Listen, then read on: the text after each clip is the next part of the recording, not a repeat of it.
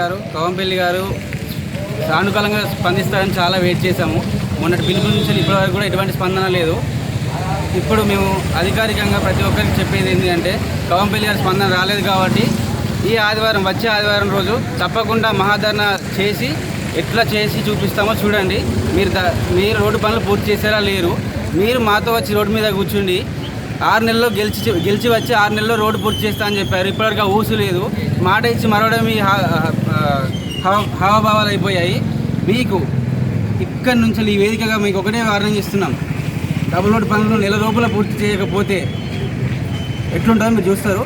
ఈ ధర్నా మాత్రం మీకు ఒక రేంజ్లో చూపిస్తాం. ఇక చుక్కలు రసమయ్య గారికి మీరు వచ్చి మాట్లాడేది కదా, నీ కళ్ళు కనిపిస్తలేవా, నీకు ఏం కనిపిస్తలేదా, ప్రజలను ఇబ్బంది పెట్టడానికి ఇట్లా అట్లా అని మాట్లాడినావు కదా, నీకు తెలుస్తలేదా, గెలిచినావు కదా, మాతో కూర్చున్నావు కదా, రోడ్ల మీద కింద గుంతలు నేను నువ్వే చూసినావు కదా. ఇప్పుడు 6 నెలలు ఎత్తాను, 3 సంవత్సరాలు అయితే నువ్వు ధర్నా చేసి ఇప్పటికి ఇయ్యాడికి 3 సంవత్సరాల నుంచి నీకు తెలుస్తలేదా ఎప్పుడు రోడ్డు పూర్తి చేస్తావు? కనీసం చెప్పడానికి కూడా నీకు అంత మనుషులు కళ్ళకు కనిపిస్తలేరు.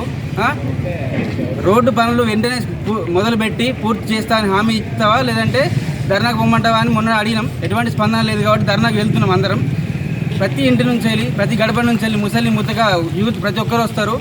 అన్ని పార్టీలకు ఇదే వేదికగా మేము ఆహ్వానం పలుకుతున్నాం. మాకు మద్దతు తెలపాలని, మహాధర్నాన్ని పూర్తి చేయాలని కోరుకుంటూ, యువజన సంఘాలకు మద్దతు తెలపాలని కోరుకుంటూ చేతులారా నమస్కారం చేస్తూ ప్రతి ఒక్కరికి ఆహ్వానం తెలుపుతున్నాం. సంఘాల ఆధ్వర్యంలో హెచ్చరిక పంపాము, అయినా కానీ దానికి స్పందన కరువైంది. ఈ డబుల్ రోడ్డు గురించి కనీసం మీరు ఆ డేటు అయినా ఒకటి అనౌన్స్ చేయండి అని కూడా కోరుకున్నాము, విజ్ఞప్తి చేశాము. అయినా కానీ అతను ఎలాంటి స్పందన కరువైన రోజున ఈ రోజు మేము 16వ తారీఖు ధర్నాకు పూనుకున్నాము. ఈ యువజన సంఘాల తరఫున లాస్ట్ టైం రసమయ్య బాలకిషన్కు ఎలాంటి గతి పట్టించామో అంతకంటే హీనంగా మీకు అదే స్థితి రాబోతున్నది. అది ఒకటి గుర్తుపెట్టుకోవాలని మేము ఈ ధర్నాకు ఇదే వేదిక నుంచి అన్ని ఆల్ పార్టీస్కి మద్దతు కోరుకుంటూ ఈ రోడ్డు గురించి అయినా ఇకనైనా కానీ స్పందిస్తారని కోరుకుంటున్నాం. యువజన సంఘాల ఐక్యత.